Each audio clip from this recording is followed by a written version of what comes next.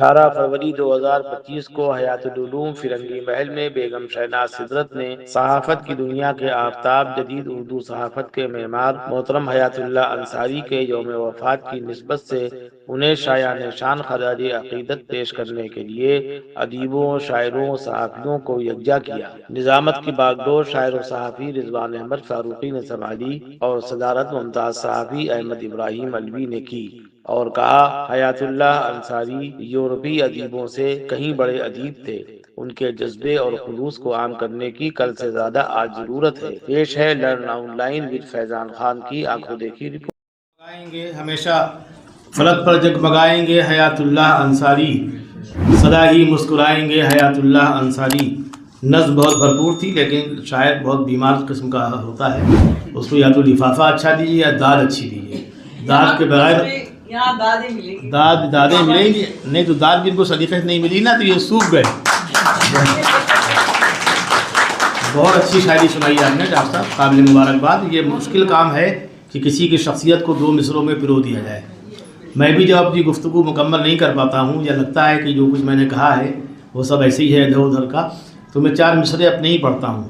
حیات اللہ صاحب کے لیے بھی ہو سکتے ہیں، ہر قداور شخص کے لیے ہماری طرف سے، کہ کیا کچھ کیا انہوں نے بتانا فضول ہے، کیا کچھ کیا انہوں نے بتانا فضول ہے، لفظوں کے پھول ان پہ چڑھانا فضول ہے۔ کیوں فضول ہے؟ سماعت فرمائیں کہ ایک داستان طول سنانا فضول ہے، یہ مصرع کام کا ہے کہ خورشید کو چراغ دکھانا فضول ہے، خورشید کو چراغ دکھانا فضول ہے۔ میں نے نظم لکھی تھی لیکن میں لے کے نہیں آیا، مجھے معلوم تھا کہ یہ منصور بھائی کا حق مارنا ہوگا اور یہ اچھا عمل نہیں ہے کہ مصرے سے مصرے یا مطلع سے مطلع کو لڑایا جائے، بلکہ ملانے والا اتحاد والا کام اچھا ہوتا ہے۔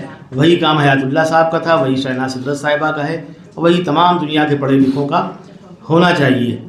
اب میں ڈاکٹر پروین شجاعت صاحبہ کو زحمت دوں، اور انہوں نے مجھ سے کہا تھا کہ 2 دن پہلے مجھ سے، یعنی 8 تاریخ سے پہلے، شاید 8ہی تاریخ کو محترم احمد ابراہیم علوی صاحب نے حکم دیا کہ پروین تمہیں آنا ہے اور کچھ ان کے متعلق لکھ کے لانا ہے۔ اور شہناز سدرت صاحبہ نے پھر اس کے بعد جب گزر گیا کافی ٹائم تو 1 دن پہلے انہوں نے بتایا، تو میں نے کہا 2 اور 1 دن ملا کو 3 دن ہو گئے، تو 3 دن میرے خیال بہت ہوتے ہیں پڑھے لکھوں کے لیے۔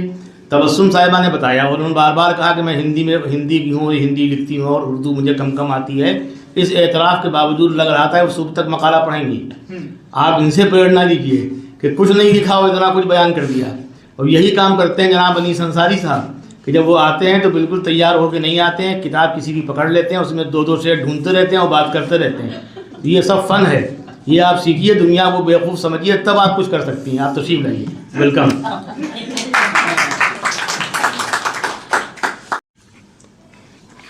ویسے تو نہیں بھی پتہ ہوتا تو بھی حیات اللہ صاحب پہ اتنی معلومات ہیں، والد صاحب کے پاس بھی آتے تھے اور آپ کی جو ساس محترمہ تھیں وہ بھی آتے تھے، تو اتنی ضرورت نہیں ہے کچھ مطلب بولنا ہو تو ان کے بارے میں زیادہ خیال کر سکتے ہیں۔ خیر، ڈائس پہ رہتے ہوئے حضرات، صدر محترم ابراہیم علوی صاحب، وزارت رضوی صاحب، مہمان خصوصی فرح عثمانی صاحبہ، مہمان اعزازی نصرت حسین صاحبہ، صبیہ احمد، اور اس پروگرام کی محرک شہناز سدرت صاحبہ، وزارت رضوی صاحب، سہیل بھائی صاحب۔ اب سہیل بھائی صاحب سے میرا ہوتا ایسے غائبانہ تعارف ہوا تھا، پر پہلی بار آپ سے ملاقات ہوئی ہے۔ کم نکلتے ہیں نا، یہ پیسے لے کے آتے ہیں۔ اور پروگرام کی نظامت کرنے والے میرے چھوٹے بھائی جو رضوان فاروقی صاحب، ان کے بارے میں ایک بات بتا دیں کہ کبھی کبھی ہم جب کبھی بہت لو فیل کر رہے ہوتے ہیں، طبیعت گھبراتی ہے، تو ہم ان کو فون کر لیتے ہیں، ان کی اتنی خوشگوار باتیں ہوتی ہیں کہ سب کچھ بھول جاتے ہیں۔ میرا یہ جو ہم نے کچھ بھی اظہار خیال کیا ہے اس کا عنوان ہے حیات اللہ انصاری کے افسانے، حقیقت کے سچے عکاس۔ بسم اللہ الرحمن الرحیم۔ محترم جناب حیات اللہ انصاری ایک مختلف الجہات شخصیت کے مالک تھے۔ وہ بیک وقت ایک مشہور و ممتاز صحافی بھی تھے اور افسانہ اور ناول نگار بھی، منفرد و بے باک سیاسی رہنما بھی تھے، اور ہندوستان کے ان چند لوگوں میں ان کا شمار ہوتا تھا جو اپنے اصول اور نظریات پر سختی سے قائم رہتے ہیں اور کبھی بھی کتنے بھی مشکل حالات کا سامنا کرنا پڑا ہو وہ نہ تو اپنے اصول و نظریات سے ڈگمگائے اور نہ ہی کبھی اپنی فکر اور ضمیر کا سودا کیا۔ حیات اللہ انصاری کی فکشن اور ناول نگاری کا جائزہ لینے سے یہ اندازہ ہوتا ہے کہ انہوں نے اپنی کہانیوں میں زندگی کی حقیقتوں کی سچی عکاسی کی ہے۔ اس کی وجہ بھی سمجھ میں آتی ہے کہ انہوں نے خود زندگی کی سچائیوں اور تلخیوں کو بہت قریب سے دیکھا، پرکھا اور محسوس کیا تھا۔ شہناز صدرت صاحبہ نے بھی بتایا بھی تھا اور ان کا مضمون بھی ہم نے پڑھا ہے۔ اسی لیے ان کے افسانوں میں پیش کیے جانے والے کردار فطری اور واقعات حقیقی نظر آتے ہیں۔ بنیادی طور پر وہ ایک ترقی پسند ادیب تھے اور ان کے افسانوں کا اساسی موضوع ہندوستان کی پستی اور معاشی بدحالی ہے۔ غربت، درد، کرب اور غم کی کثرت ان کی کہانیوں میں پڑھنے کو ملتی ہے۔ ان کے 4 افسانوی مجموعے بھرے بازار میں، انوکھی مصیبت، شکستہ کنگورے اور ٹھکانہ کے عنوان سے شائع ہوئے۔ ہندوستان کی جدوجہد آزادی کی تاریخ پر مبنی 5 جلدوں پر مشتمل ناول 1969 میں شائع ہوا، جسے 1970 کا ساہتیہ اکیڈمی ایوارڈ بھی حاصل ہوا۔ دلی دوردرشن سے اسی عنوان سے یہ ناول ایک سیریل کی شکل میں بھی پیش کیا گیا تھا۔ مدار اور گھروندہ کے عنوان سے 2 اور ناول ہیں۔ گھروندہ پر ٹھکانہ کے عنوان سے ایک ہندی فلم بھی بنی تھی، جس کا پچھلے پروگرام میں قطب اللہ بھائی نے کافی ذکر کیا تھا تفصیل سے اس فلم کا۔ بڈھا سود خور حیات اللہ انصاری کا پہلا مطبوعہ افسانہ تھا جو 1930 میں رسالہ جامعہ میں شائع ہوا تھا۔ یہ وہ زمانہ تھا جب جامعہ جیسے معیاری اور اعلیٰ درجے کے رسالے میں صرف انہی تحریروں کو جگہ ملتی تھی جو روش عام سے ہٹ کر ہوں اور ترقی پسندانہ خیالات رکھتی ہوں۔ یہ اپنی طرز کا پہلا افسانہ تھا جو مارکس کی حقیقت پسندی کو اپنے اندر سموئے ہوئے تھا۔ انسان کی قدر و قیمت اور زندگی کی حقیقت پسندی حیات اللہ انصاری کے افسانوں کی بنیادی پہچان ہے۔ ان کے افسانے آخری کوشش کو پریم چند کے افسانے کفن کی ترقی یافتہ شکل کہا جا سکتا ہے، جس میں کفن کی طرح انسانی فطرت کی بے رحمی اور سچائی کھل کر سامنے آتی ہے، جس میں 2 بھائی اپنی بے حس اور بھوک سے جا بلب ماں کی زندہ لاش کو بھیک مانگنے جیسے تجارتی مقصد کے لیے استعمال کرتے ہوئے دکھائی دیتے ہیں۔ حیات اللہ انصاری کے افسانوں کی بنیادی پہچان انسان کی قدر و قیمت اور زندگی کی حقیقت پسندی ہے۔ یوں تو ان کے تمام افسانے ہی زندگی کی تلخ سچائیوں، خصوصی طور پر غریب طبقے کا استحصال اور ان کی محرومیوں کو بیان کرتے ہیں، مگر ان کی جس کہانی نے مجھے بہت زیادہ متاثر کیا وہ ہے 2.5 سیر آٹا۔ یہ اردو کا پہلا مارکسسٹ افسانہ کہا گیا ہے۔ اس افسانے کی حقیقت نگاری ہی اپنے آپ میں ایک قوی شے ہے۔ غریبی اور بھوکمری کس حد تک انسانی زندگی کو متاثر کرتی ہے، اس کا اندازہ اس افسانے کو پڑھ کر ہوتا ہے۔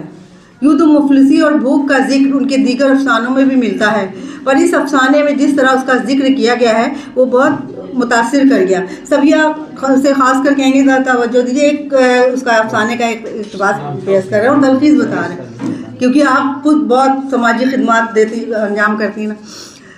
کہانی کی تلخیص کچھ اس طرح ہے کہ نواب زادہ شوکت میاں کی بیگم اپنی ملازمہ سے خراب ہو گئے آٹے کو پھینکنے کو کہتی ہیں۔ ملازمہ وہ آٹا ایک فقیرنی کو دے دیتی ہے جو اس خراب اور گھل لگے آٹے کو سڑک کے کنارے ڈال کر چلی آتی ہے۔ بھوک، بے روزگاری اور غربت کا شکار مولا جب خالی ہاتھ گھر لوٹ رہا ہوتا ہے تو اس کی نظر سڑک کے کنارے پڑے ہوئے آٹے پر پڑتی ہے تو وہ اسے اٹھا کر گھر لے آتا ہے۔ گھر میں جب اس آٹے کی پوریاں بنائی جاتی ہیں تو مولا کے بچوں کی خوشی دیکھنے لائق تھی۔ افسانے کے ان جملوں پر غور کیجیے۔ آہا، کیسی اچھی خوشبو نکل رہی ہے، کیسی لال لال پوریاں ہیں اماں، یہ ہم کھائیں گے۔ جب سوچیے کہ گھل لگا ہوا بالکل خراب آٹا جسے فقیرنی نے بھی پھینک دیا تھا، تو یہ بھوک اور مفلسی کا یہ عالم تھا۔ حیات اللہ انصاری کا یہ افسانہ سماج کی طبقاتی اونچ نیچ اور معاشی بے اعتدالیوں کی ایک زندہ مثال ہے۔ جس آٹے کو خراب سمجھ کر سماج کا ایک طبقہ اسے پھینک دیتا ہے، وہیں محنت کش، مفلس اور فاقہ زدہ مزدور مولا اور اس کے بیوی بچے اسی خراب آٹے سے بنائی ہوئی پوریاں خوب خوش ہو کر کھاتے ہیں۔ 2.5 سیر آٹا کو پڑھ کر یہ محسوس ہوتا ہے کہ یہ صرف مولا کے گھر کی کہانی نہیں ہے بلکہ ان تمام محنت کش مزدوروں کی کہانی ہے جن کو دن رات محنت کرنے کے بعد بھی پیٹ بھر کھانا میسر نہیں ہوتا۔ تو دوسری طرف سماج کا ایک ایسا طبقہ بھی ہے جس کے نزدیک صرف پیٹ بھرنا اہم نہیں ہے بلکہ ذائقہ بھی معنی رکھتا ہے۔ 2.5 سیر آٹا اور آخری کوشش کو حیات اللہ انصاری صاحب کے نمائندہ افسانوں میں شمار کیا جاتا ہے۔ یہ دونوں ہی افسانے فکر و فن اور زبان و بیان کے اعتبار سے بہت اہم ہیں۔ 2.5 سیر آٹا میں مولا اور اس کے کنبے کو خراب گل لگے آٹے کو بھی استعمال کر کے نعمت کا احساس ہوتا ہے، تو وہیں آخری کوشش میں گھسیٹے کو اپنی ماں کا سہارا لے کر بھیک مانگنے پر مجبور ہونا پڑتا ہے۔ 2 وقت کی روٹی کا حق تو انسان کو اپنی محنت کرتے ہی مل جانا چاہیے، لیکن سرمایہ دارانہ نظام ایک انسان سے جان توڑ محنت بھی کرواتا ہے اور اپنے کنبے کا پیٹ بھرنے کے برابر مزدوری بھی نہیں دیتا۔ آزادی کے بعد حیات اللہ انصاری جیسے سماج سدھارکوں اور دانشوروں کی تنقید کی تاب نہ لا کر سرکار نے پبلک ڈسٹریبیوشن سسٹم منریگا اور فوڈ سیکیورٹی بل کے ذریعے اس بات کی کوشش ضرور کی کہ دوبارہ کوئی مولا گل لگا آٹا کھانے پر مجبور نہ ہو اور گھسیٹے کو پیٹ بھرنے کے لیے ماں سے بھیک نہ منگوانا پڑے، لیکن کامیابی ابھی بھی کوسوں دور نظر آتی ہے۔ حیات اللہ انصاری کی کہانیوں میں پلاٹ اور کردار کو کافی اہمیت حاصل ہوتی ہے۔ کہانی اپنے مرکزی کردار کے ارد گرد ہی گھومتی ہے، وہ ان کے ناولٹ مدار کی روز کا کردار ہو یا لہو کے پھول کے امر کا، بھرے بازار میں کی رکھی ہو یا کمزور پودا کی کنیز، آخری کوشش کا گھسیٹے ہو یا 2.5 سیر آٹا کے مولا کا کردار، ان کی کہانیاں کردار اساس معلوم ہوتی ہیں اور اپنے فن، تکنیک، موضوع اور اسلوب کے لحاظ سے اردو کے افسانوی ادب میں گراں قدر سرمایہ کی حیثیت رکھتی ہیں۔ حیات اللہ انصاری صاحب نے اپنے قلم سے تلوار کا کام بھی لیا اور جانباز اور حوصلہ مند سپاہی کی طرح عملی جدوجہد میں بھی آگے رہے۔ انہوں نے نامساعد حالات اور ناسازگار ماحول میں بھی انگلیاں خون دل میں ڈبو کر داستان درد دل لکھنے کا کام انجام دیا۔ ادب، سیاست، صحافت اور اردو تحریک ہر شعبے میں ان کے کارنامے ان کی عظمت کی شہادت ہمیشہ دیتے رہیں گے اور ان کے نام کو زندہ و جاوید رکھیں گے۔ شکریہ۔ آپ نے دیکھا کہ جن لوگوں کو لکھنا آتا ہے ان کے لیے 1 گھنٹہ یا 3 دن کوئی اہمیت نہیں رکھتے، بلکہ لکھنا ہے تو لکھنا ہے۔ پروین شجاعت صاحبہ کو صرف 3 دن دیے گئے، لیکن انہوں نے پہلے انہوں نے کہا کہ بھائی اتنا کم وقت، یہ سب کہا انہوں نے، جیسے خواتین کہتی ہیں عام طور پر بہت مصروفیت ہے، ہم لوگ تو بہت مصروف رہتے ہیں، ہم لوگ کوئی آپ لوگوں کا سوشل لائف تو ہے نہیں، لیکن یہ سارا کچھ کہنے کے بعد جو انہوں نے ثابت کیا کہ جسے لکھنا آتا ہے وہ لکھ کے رہتا ہے، اس کے بغیر وہ بے چین رہتا ہے، مضطرب رہتا ہے، اور وہ اضطرابی کیفیت تبھی مسرت میں تبدیل ہوتی ہے جب پروین شجاعت صاحبہ کی طرح کی کوئی قابل ذکر تحریر، آپ نے ان کے افسانوں بالخصوص ایک افسانے کا تجزیہ کیا جو بہت بھرپور ہے، اس کے لیے آپ کی تعریف ہونی چاہیے، اور آپ لکھتی رہیے تاکہ ہمارا بھی سینہ فرق ہے بلند ہوتا ہے۔ لرن آن لائن کی جانب سے آپ سے بس اتنی التجا ہے کہ ہمارے اس پروگرام کو لائک، شیئر اور سبسکرائب ضرور کریں، ساتھ ہی بیل آئیکن دبانا نہ بھولیں جس سے ہماری ہر ویڈیو آپ تک اپلوڈ ہونے کے ساتھ ہی پہنچ سکے۔ شکریہ۔